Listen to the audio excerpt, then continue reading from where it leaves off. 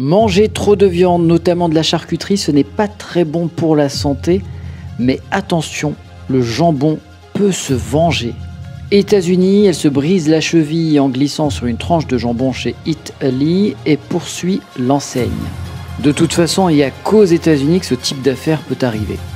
Vous l'avez sans doute compris, le supermarché Eataly propose de la cuisine italienne et il y a plusieurs espaces de restauration ainsi que des bars à café, une station de mozzarella, un laboratoire de pâtisserie, un boucher, un poissonnier et des milliers de produits au détail.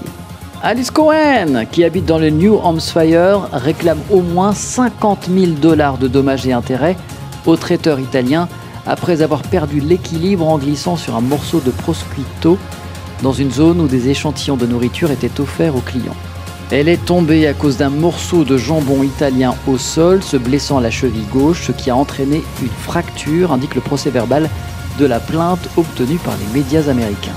Selon ce document, elle aurait également engagé des frais médicaux d'un montant supérieur à 7 500 $. Incroyable, sa cheville est beaucoup plus fragile que celle de Neymar et coûte beaucoup plus cher en entretien.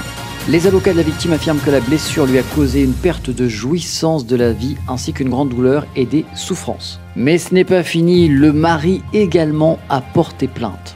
Ronald Cohen poursuit l'ancienne car il aurait souffert de la perte du consortium de sa femme, un terme juridique désignant le fait qu'un conjoint blessé ne peut plus donner à son conjoint l'amour, la compagnie, le confort, les services, le soutien ou les relations intimes qu'il lui fournissait avant l'accident.